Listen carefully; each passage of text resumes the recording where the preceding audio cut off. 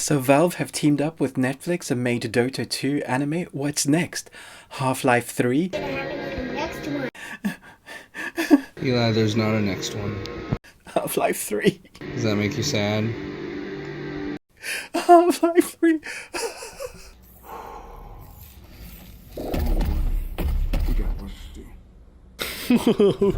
Oh!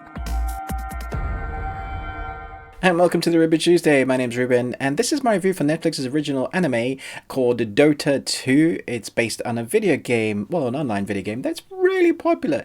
Let me know in the comments down below. Were you excited for this? Did you like the other recent anime based on a video game, Dragon's Dogma? I'd love to know your comments down below.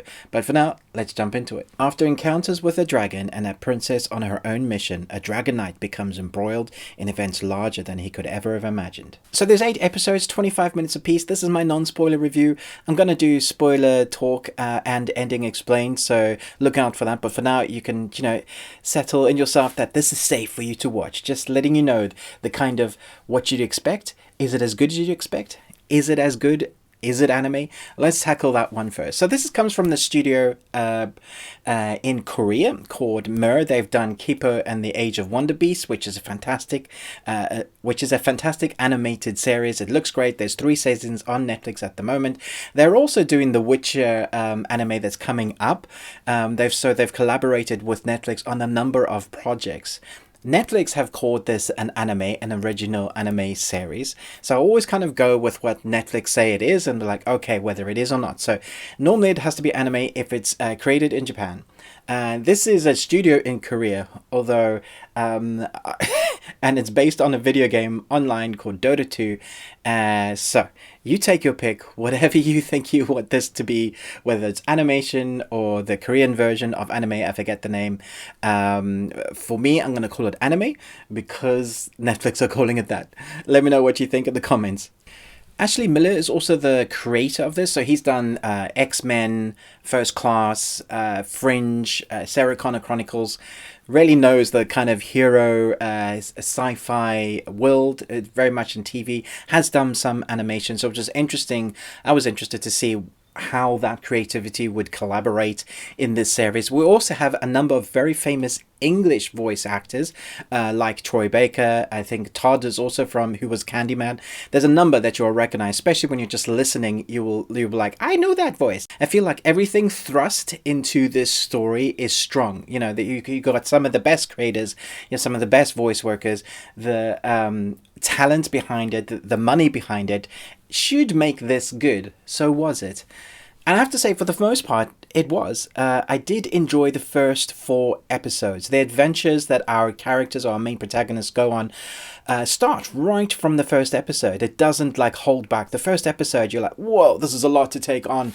You have the Lord just kind of being thrust in you with fights between dragons, between knights, between princesses. They just kind of shove it all in you. It did remind me a lot of Dragon's Dogma, and once you've seen the anime, you'll know why. There is a storyline there's a thread that feels very similar to the Dragon's Dogma anime that we had recently. It will also remind you of things like Dragon Prince that's on Netflix, very similar animation style. And I think the animation style does need to be praised. It looks so vibrant, so pretty, so clear. The action sequences is obviously where they shine. There are some still frames that I would have liked some more movements in, but you can see where the money's gone.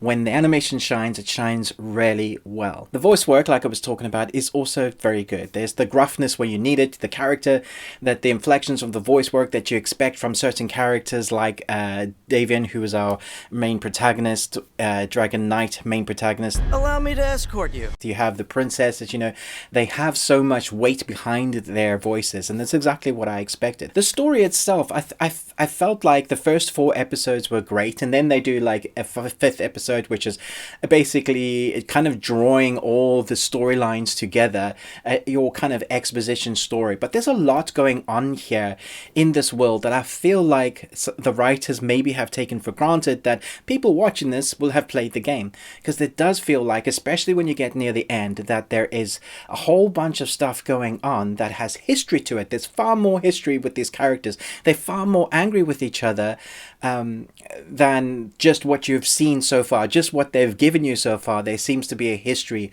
of past, and so there's a few lines that you can glean the information from, like this is the goddess, this is who we worship, and it's the goddesses with similar names, and this is this wizard who has lost his daughter. Some sort of stuff that you glean the information from. But there's so much more under the surface. You feel like, maybe that I should have played the game to know some of the history. So if you watch this, let me know in the comments below what we're missing, because it does feel like there's stuff that we're missing a little. The voice acting did crack me up a little bit with the elves, because a lot of them come off sounding Welsh and very British-esque, and I wasn't expecting those voice accents from the elves for some reason.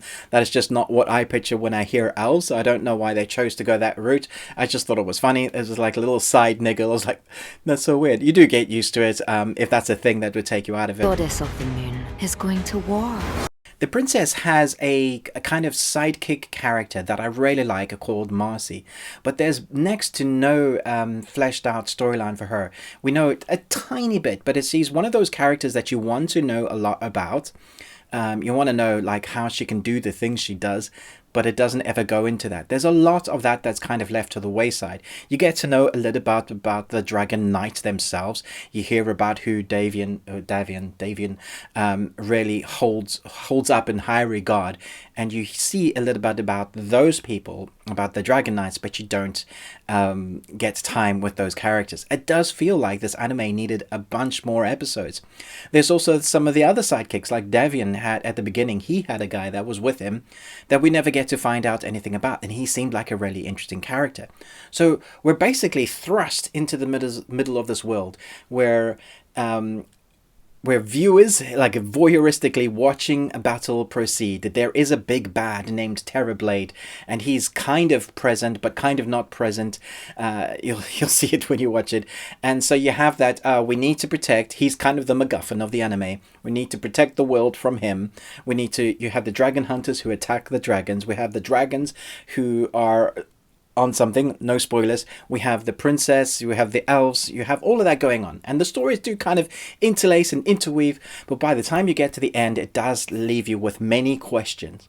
I will do an ending kind of talking about what's probably going to happen, where they're going, but suffice to say, it feels like they kind of finished the story, kind of.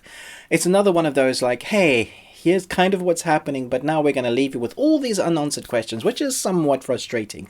Had they given it 12 episodes, I feel like they could have gone a full fruition of an individual storyline, left us with a few unanswered questions for a potential sequel, which I'm hoping that we'll get, but maybe just a few more concrete circular storylines completed. That would have been nice. However, I did really enjoy it. I thought the animation style looked great. I thought the score was spectacular in parts, especially when the battle heightened. When each episode ends as well, you get a sort of synth. It really kind of places you in a weird kind of ethereal fantasy zone. It gets you in the zone. I really liked it. I thought that was doing what it should do. So they have a mix of score, which I think was really creative. You know, you get some series that stick to a genre and score, and that's fine, but this one feels like it's really creative, so I appreciated that. So we have great animation, we have great voice, we have an interesting story that kind of thrusts you in the middle of it. It is good. I'm going to give it a solid B+. I would have liked to have given it an A+ or an A-, but because there's some unanswered questions, and there's not a lot of backstory for some of our characters, which I really wanted more of, I feel like we needed a few more episodes.